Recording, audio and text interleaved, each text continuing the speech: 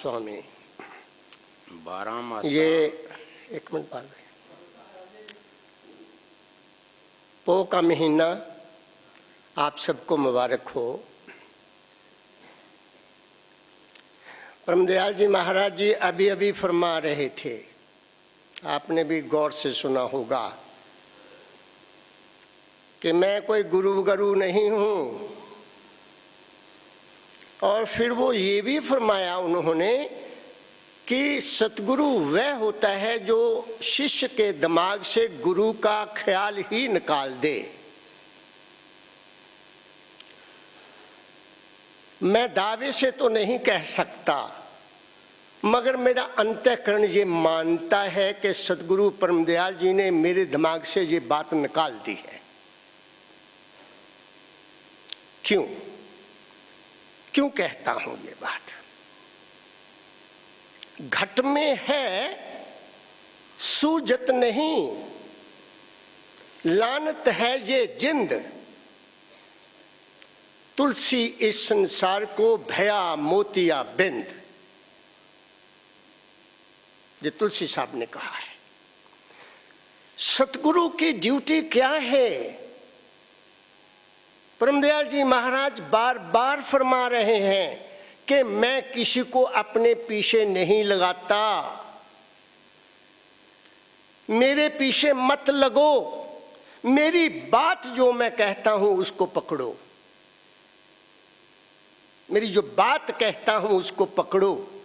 ये दया हुई उनकी कि जो बात मेरे सतगुरु बार बार फरमाते रहे वो धीरे धीरे मेरे इस मस्तक में उतर गई। उस उतरने से क्या पता चला कि जिंदगी क्या है? जिंदगी प्रकृति से बनाया गया एक खिलौना है, और वो खिलौने में खेल खेलने वाला कौन है? वो तुम्हारा वासनाओं से भरा हुआ मन है, जिधर चाहता है वो तुम्हें नाचने चाहता है। और जब पता लग गया कि मन क्या है, जब पता लग गया कि वासना क्या है, तो जिंदगी ठहराव में आ जाती है, जिंदगी सहज में आ जाती है, जीने का राज मिल जाता है। और जिस दिन जीने का राज मिल गया, ये सब झंझट खत्म हो जाते हैं। कोई घाटा पड़ जाता है तब रोना पड़ जाता है, किसी को लाभ होता है वो खुश हो जाता है, किसी के घर का कोई आदमी मर जाता है वो रोना शुरू कर देता है। असलियत क्या है? जीना और मरना है क्या? ये संत मत में पता चलता है कि जीना और मरना कुछ भी नहीं है। ये क्या है? ये प्रकृति का एक खेल है। इस खेल को खेलते हुए जिस इंसान को सतगुरु की दया मिल गई, उसको शारीरिक जीवन का भी ज्ञान हो जाएगा, उसको मन के रूप का भी पता लग जाएगा, उसको आत्म तत्व का भी बोध हो जाएगा, और उसको अपने सुरत रूप का भी ज्ञान हो जाएगा। जब तक हमें इन चारों मरहलों का पता नहीं लगेगा, जब तक हमें ये खेल जो चल रहे हैं हमारे साथ, हमारे जीवन में जो हम संस्कार लेकर आए हैं, जो हम विचार हर रोज बोते हैं, बीजते हैं, काटते हैं, जब तक इनका बोध भान खत्म नहीं हो जाएगा, तब तक हम असलियत को प्राप्त नहीं कर सकते। इसलिए संतों ने दया की हमारे ऊपर, बहुत बड़ी दया की। क्या दया की? उन्होंने बताया कि वास्तविकता जो जीवन है क्या। परमदयाल जी महाराज अभी अभी आपको फरमाया उन्होंने, लगातार फरमाते रहे। उन्होंने फरमाने में कोई कमी नहीं छोड़ी। ये दुर्भाग्य है सुनने वालों का, ये दुर्भाग्य है उन लोगों का जिन्होंने उनकी बात को न समझकर उस पर चलने की बजाय अपनी ही डुगडुगी बजानी शुरू कर दी। अपने डुगडुगी बजाने वाले कभी जिंदगी में सुखी नहीं रह सकते। डुगडुगी जब भी बजेगी वो सतगुरु की बजनी चाहिए, वो सत्य ज्ञान की बजनी चाहिए, वो परम तत्व की बजनी चाहिए, वो अनुभव की डुगडुगी बजनी चाहिए। और यही बात आज मैं पोष महीने का सहारा लेता हूँ। स्वामी जी महाराज ने पोष महीने में कुछ कहा है, वो मैं बताने जा रहा हूँ, आप सुनिए। वो शब्द सागर भाग नंबर 2 भी ले आओ। हाँ। भारद्वाज जी रिटायर्ड कमिश्नर हैं एक्साइज, सेंट्रल एक्साइज से। आज मैं उनकी सेवा ले रहा हूँ शब्द पढ़ने के लिए।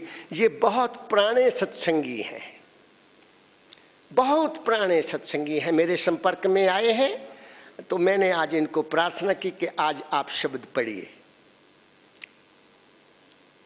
वचन 38वां 12 मासा पूस मास 7वां। वर्णन स्वरूप सूरत और शब्द का और उपदेश सतगुरु भक्ति और सत्संग का, जो के मुख्य उपाय प्राप्ति मेहर और दया का है। 3 बातें यहाँ कह दी स्वामी जी महाराज जी ने। सुरत शब्द, भक्ति और सत्संग, सतगुरु की मेहर और दया कब प्राप्त होगी? सतगुरु की दया और मेहर कब प्राप्त होगी? सुरत शब्द योग का पाठ कब पढ़ने को मिलेगा? और फिर उसके बाद तुम्हें आत्मबोध कब होगा? ये सारे का सारा वर्णन इस शब्द में स्वामी जी महाराज दे रहे हैं। मैं वो बात कहूँगा जो आपके मतलब की है, मैं वो बात कहूँगा जो हमारे जीवन को बदल सकती है, मैं वो बात कहूँगा जिससे हमारे अंतर की दबी हुई जो शक्ति है वो जागृत हो जाए और आपके अंतर का तिमिर दूर हो जाए। यही स्वामी जी महाराज आज कहने जा रहे हैं, सुनिए। पूस महीना जाड़ा पारी, कर्म परम ज्यों फूस जलारी। कहते हैं भारद्वाज जी, एक एक लाइन लेना, स्वामी जी की वाणी है। कहते हैं पो के महीने में इतनी सर्दी हो जाती है, इतनी शीत हो जाती है कि छोटे छोटे पौधे भी जलकर राख हो जाते हैं, छोटा छोटा घास भी जल जाता है। ऐसे ही जैसे पो के महीने में सर्दी के कारण छोटे छोटे पौधे घास फूस जल जाते हैं, वैसे ही सतगुरु की संगत में आने से, सतगुरु की शिक्षा प्राप्त करने से, सतगुरु से ज्ञान लेने से, सतगुरु का सत्संग करने से क्या हो जाता है? कर्म और भर्म भी जलकर राख हो जाते हैं। कितनी ऊंची बात कही है। सतगुरु के सत्संग में जाकर उनकी बात को समझकर जब बात समझ में आ जाएगी तो कर्म भर्म जितने भी हैं वो जलकर राख हो जाते हैं। कैसे कैसे जलकर राख हो जाते हैं, इसका प्रमाण भी देना चाहिए ना। एक इंसान किसी चीज की पूजा कर रहा है, जैसे स्वामी दयानंद जी महाराज पूजा करते हैं किसी देवता की, पूजा कर रहे हैं किसी देवता की, और लड्डू रखे हुए हैं, शायद गणेश भगवान की पूजा थी या शिव भगवान की पूजा थी, मुझे देवता का पता नहीं है। कहते हैं कि एक चूहा आया और वो उनके शरीर के ऊपर चढ़ गया। उन्होंने आंख खोली, देखा कि ये चूहा लड्डू भी खा गया और इनके शरीर पर भी चढ़ गया। ये मेरा भगवान नहीं हो सकता, ये रूप जिसकी मैं पूजा कर रहा हूं ये मेरा भगवान नहीं हो सकता। और उसी दिन से उन्होंने मूर्ति पूजा का खंडन कर दिया। खंडन क्यों किया इसमें मैं नहीं जाऊंगा। किसी चीज जहां से ज्ञान मिला है उसका खंडन करना धर्म के विरुद्ध है, खंडन नहीं करना चाहिए, क्योंकि जिससे ज्ञान मिला है उसका खंडन कैसा। ऐसे ही हम लोग अपने ख्यालों से किसी चीज को बना लेते हैं और उसको मान लेते हैं, उस पर विश्वास करते हैं, वो भी हमारा भ्रम है। परमदयाल जी महाराज ने फरमाया कि जो कुछ भी तुम्हारे सामने प्रकट होता है, जैसे मेरा भ्रम था, मैं मानता था कि परमदयाल जी महाराज आते हैं, मेरे से बातें करते हैं, मेरे अभ्यास में आते हैं। मेरे सदगुरु ने मुझे बताया, बच्चा मैं नहीं जाता, ये तेरे अपने मन का ही खेल है। ये भ्रम क्या हुआ फिर? जब पूरा ज्ञान मिला, पता लग गया कि ये तो मेरा अपना ही मन था, ये तो मेरा ही मन है। जिस दिन से ज्ञान हुआ वो मूर्ति गायब हो गई, वो मूर्ति चली गई। मैं परसों 3-4 दिन पहले डाकखाने में किसी सज्जन को कुछ किताबें परमदयाल जी महाराज की भेजने के लिए डाकखाने गया। तो डाकखाने में मैं अभी वो किताबें दे रहा था, तो एक सिंह साहब मेरे पास आए, कहते मैंने आपसे, मुझे को मिलते रहते हैं, आपसे एक खास बात करनी है। मैंने कहा भी अभी ये दफ्तर है, मैं जरा फ्री हो लूँ, बाहर खड़े होकर बात करेंगे। तो बाहर आ गए हम। बाहर उसने बात शुरू की कि फलां संत था, उसको श्री गुरु नानक देव हर रोज दर्शन दिया करते थे, हर रोज दर्शन दिया करते थे। अब मैं तो ये बात मानने के लिए तैयार नहीं हूं, क्योंकि मुझे पता लग गया। कुछ उन्होंने बातें कही, मैं कहा सिंह साहब बुरा ना मानना, मैं ये मानने के लिए तैयार नहीं हूं। इसका मतलब ये हो कि श्री गुरु नानक देव जी अकाल पुरुष में नहीं पहुंचे, वो तो लिख कर गए कि मैं वहां जाना है, मेरी वो जगह है, तो वो कैसे आ सकते हैं? वो नहीं आए। उस इंसान का अपना विश्वास है, उस इंसान की अपनी श्रद्धा है, उस इंसान का अपना प्रेम है, जो उस मूर्ति को पैदा कर लेता है। और अगर परमदयाल जी महाराज जी के हुक्म के अनुसार, उनकी शिक्षा के अनुसार अगर किसी एक रूप को भगवान मान लिया जाए, जैसे मैं कह देता हूं कि श्री गुरु नानक देव जी ही परम तत्व हैं, तो उनका रूप सबको नजर आना चाहिए। या मान लेता हूं भगवान कृष्ण ही परम तत्व हैं, तो उनका रूप भी हिंदुओं को, मुसलमानों को, सिखों को, ईसाइयों को दर्शन देना चाहिए। मैं मान लेता हूं भगवान राम ही परम तत्व है, तो उनका रूप भी सबको नजर आना चाहिए। मगर सबको नजर नहीं आता। जहां जहां जिसका विश्वास है, जिस रूप में किसी का विश्वास है, जिस देवता में किसी का विश्वास है, उसको वो ही नजर आएगा। तो क्या हुआ, क्या सिद्ध हुआ? ऐ इंसान, तेरा अपना ही मन है, तेरी अपनी ही श्रद्धा है, तेरा अपना ही विश्वास है, जिसमें तू अटल होकर बैठ जाएगा, उसी से तेरी जिंदगी का काम बन जाएगा। इसलिए झगड़ा करने की कोई जरूरत नहीं है कि मुझे गुरुजी नजर आए, मुझे देवता नजर आए, मुझे देवी नजर आए, मैं बड़ा हो गया, ये छोटा है। ये अज्ञानता है, ये बहुत बड़ी अज्ञानता है। तो वहीं एक सज्जन वृद्ध आदमी थे, वहीं वो हमारी बातें सुन रहे थे, और वो मुझे बार बार ये समझाने की कोशिश कर रहा था, मैं मान नहीं रहा था। मैंने कहा अल्टीमेटली मैंने कहा, दाता दयाल जी महाराज ने फरमाया है धार्मिक वाद विवाद में नहीं जाना चाहिए, मैं वाद विवाद नहीं करना चाहता। तो इतने में वो चले गए। तो जो वहाँ बुजुर्ग थे, पता नहीं किसी सतगुरु की संगत में रहे होंगे, वो कहते बाबूजी जो आप कह रहे थे बिल्कुल ठीक था, जो आपने कहा वो ठीक था, क्योंकि मेरे सतगुरु ने मुझे इन सभी रंगों रूपों से अलग कर दिया, उस घास फूस को जलाकर राख कर दिया। वो सब भ्रम थे, वो मेरा ही संकल्प था, वो सारे के सारे मटिया मेट कर दिए। यही स्वामी जी महाराज कह रहे हैं और यही आगे वो कहेंगे। फिर क्या हुआ, कल वो दोपहर को सरदार जी मेरे पास फिर आ गए। कल दोपहर को फिर वो मेरे पास आ गए, कुछ लिख कर लाए प्रमाण। लिख कर लाए। बैठे बैठे बातचीत शुरू हो गई।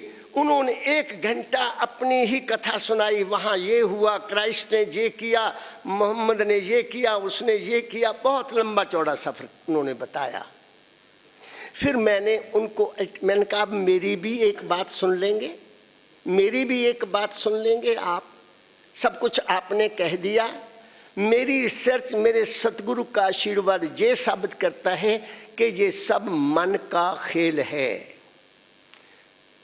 वो मन से आगे है। फिर मैंने उनको गुरु नानक देव जी महाराज की बाणी सुनाई।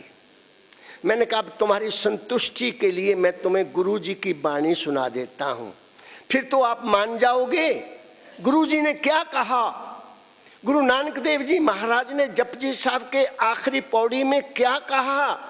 पढ़ने वालों के लिए, सुनने वालों के लिए, जिज्ञासुओं के लिए, भक्तों के लिए, प्रेमियों के लिए, जो इस मार्ग पर चलना चाहते हैं, जो उस परम तत्व को प्राप्त करना चाहते हैं, उनके लिए क्या कहा? मैंने फिर आखिरी पौड़ी उनको सुना दी। जत पहारा धीरज सन्यार, अहरण मत वेद हथियार, पाओ खल्ला अगन तपताओ, पांडा पाओ अमृत ताल, कड़िया शब्द सच्ची टकसाल, नानक नदरी नदर निहाल। मैं क्या, मुझे बताओ दलजीत सिंह जी, इसमें कहीं उन्होंने रखा है, लिखा है कि मेरे दर्शन करो? उन्होंने कहीं कहा है कि मेरी पूजा करो? उन्होंने तो ये कहा कि ये नियम है, इन नियमों पर चलो और शब्द की टकसाल में जाओ, जहां से शब्द पैदा होता है वहां पहुंचो। आप मेरे से क्या बात कर रहे हैं? आपकी तसल्ली हुई? अब आपका कोई प्रश्न है? कोई प्रश्न नहीं, कोई प्रश्न नहीं। सत्य के आगे कोई प्रश्न हो ही नहीं सकता। असलियत के आगे झूठ ठहर ही नहीं सकता। सत्य के आगे सबको झुकना पड़ता है। और सत्य क्या है? सत्य क्या है? ऐ इंसान, सत्य ना तो शरीर है, ऐ इंसान सत्य ना तो मन है, ऐ इंसान जो मन से निकलने वाली भावनाएं हैं वो भी सत्य नहीं है, वो केवल इंप्रेशंस हैं, सजेशंस हैं, सुनी सुनाई बातें हैं। सत्य क्या है? आत्मा प्रकाश स्वरूप है, ये सत्य है। सुरत शब्द स्वरूप है, ये सत्य है। बाकी सब कुछ झूठ है, बाकी सब मन का खेल है, बाकी सब हमारे संकल्प का खेल है। यही तो संत बताने के लिए आते हैं। जब तक हम शरीर में हैं, जब तक हम मन में हैं, दुनिया के दुख सुख भोगने पड़ेंगे, दुनिया के दुख सुखों को देखना पड़ेगा, दुनिया के दुख सुख का अनुभव करना पड़ेगा। जैसे कबीर साहब ने कह दिया, तन धर सुखिया कोई न देखा, जो देखा सो दुखिया हो। तन में जो भी आ गया, इस शरीर में जो भी आ गया, उसको इस दुनिया के दुख सुख का सामना करना पड़ेगा, सर्दी गर्मी का सामना करना पड़ेगा, उतार चढ़ाव का सामना करना पड़ेगा। अगर कोई स्थिरता है, अगर कोई स्थायी ठहराव है, तो वो कहाँ है? वो केवल प्रकाश और शब्द में है। इसीलिए स्वामी जी कह रहे हैं कि जाड़ा आया है, ठंड बहुत आ गई है, तो इससे क्या हो गया? छोटे छोटे पौधे घास जल कर राख हो गया है। और मेरे कर्म क्या हैं कि मैं सतगुरु की शरण में गया, मेरे कर्म भर्म सब नाश हो गए हैं। ये मुकाबला कर रहे हैं स्वामी जी महाराज। आगे चलिए। जल जल ढेर हुआ जब पारी, प्रेम पवन से तुरत उड़ारी। जिंदगी के दुख, जिंदगी के क्लेश, जिंदगी के उतार चढ़ाव, जिंदगी के घाटे बाड़े, जो कुछ भी है, ये कब उड़ेंगे? ये कब समाप्त होंगे? जब तुम्हारा प्रेम सतगुरु से हो जाएगा। सतगुरु कौन? सतगुरु कौन? सतगुरु होशियारपुर में नहीं रहता, सतगुरु ब्यास में नहीं रहता, सतगुरु आगरे में नहीं रहता, सतगुरु का कोई निश्चित ठिकाना नहीं है। सतगुरु कहाँ है? वो तुम्हारे अपने घट में है। मैंने तुलसी साहब का पहले आपको बता दिया, घट में है, सूजत नहीं, घट में है, सूजत नहीं। सूझा ही देखा ही नहीं कभी। लानत ऐसी जिंद, ऐसी जीने का क्या फायदा? क्या फायदा ऐसे जीने का? यही तो बचपन से मेरा रोना रहा, बचपन से यही ख्याल लेकर चला था, जो ख्याल मुझे परम पिता परम दयाल जी महाराज के श्री चरणों में ले आया, और उसी ख्याल ने मेरी जिंदगी को बदल कर रख दिया। क्या बदल कर रख दिया?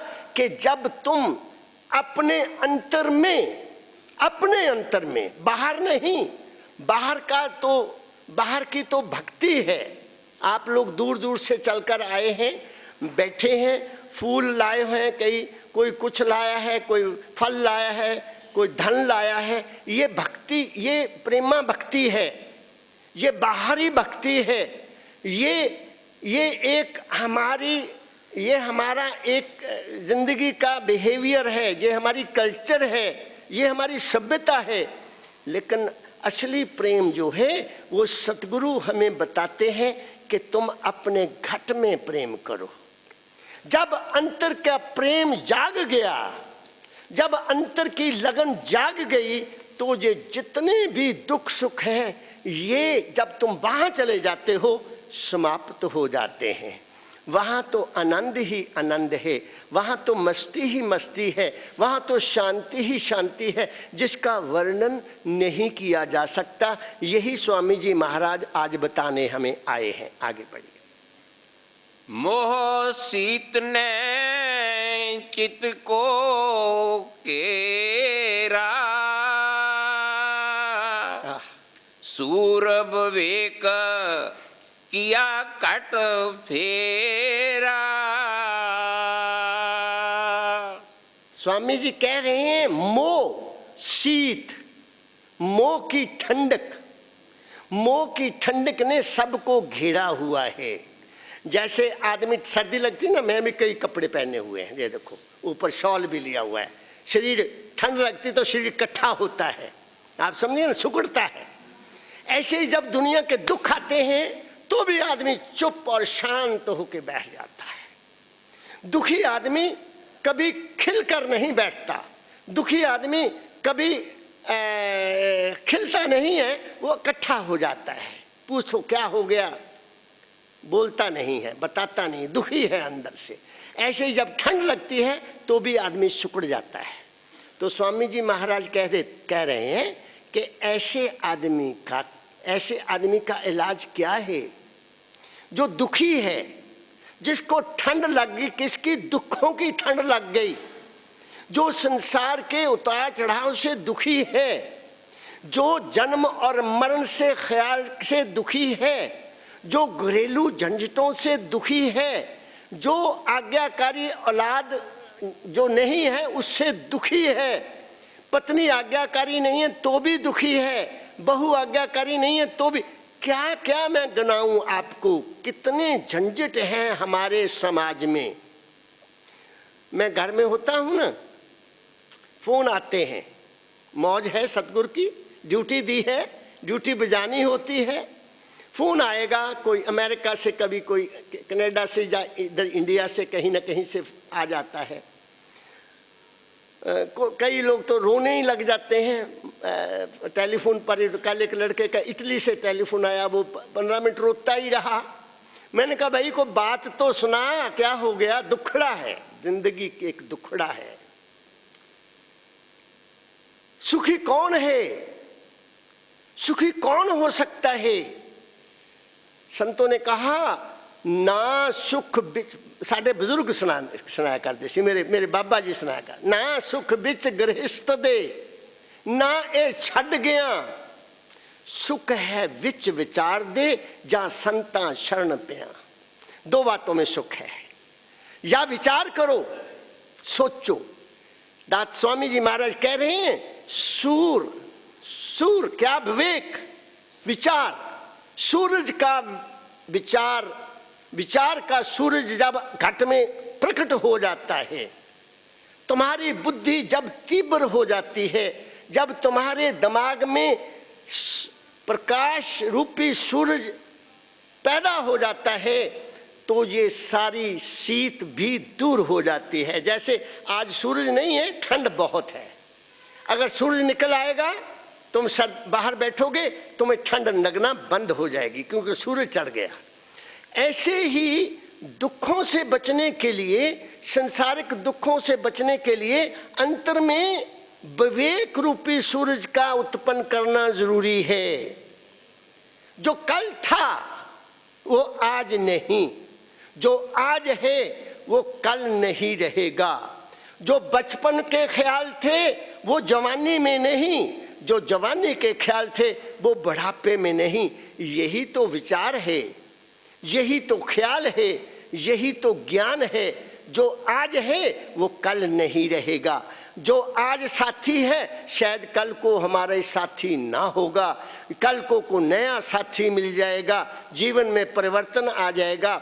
ये तो ऐसी दुनिया है। जब ये विचार परिपक्व हो गया कि मैं हर समय परिवर्तित हो रहा हूँ, मैं हर समय बदल रहा हूँ, मेरे शरीर का रोम रोम बदल रहा है, मेरे मन के ख्याल भी बदल रहे हैं, मेरी आत्मा प्रकाश की ओर बढ़ रही है, मेरी सुरत शब्द की ओर धसी जा रही है। जब ऐसा विश्वास हो जाएगा तो क्या होगा? मोह शीत, संसार का दुख आपको सताएगा नहीं। आप उस दुख सुख को कैसे समझेंगे? जैसे हवा आई और आंधी बनकर चली गई। वरना तुम घुटनों में सिर देकर जो मर्जी रोते रहो, जितना मर्जी रोते रहो, कोई सहायता करने वाला नहीं है। सहायता ऐ इंसान तेरी अगर करनी है तो अंतर के विवेक ने करनी है। वो विवेक क्या है कि अपने आप को जानो। अपने आप का जानना कहाँ से मिलेगा? सतगुरु की संगत से। अपने आप नहीं तुम जान सकते। अपने आप तुम ठोकरें खाओगे जब तक सतगुरु के साथ बैठकर सीना बसीना उनकी आंख से आंख डालकर तुम उनका प्रेम और उनका आशीर्वाद नहीं लोगे, बशर्ते के कोई संत हो।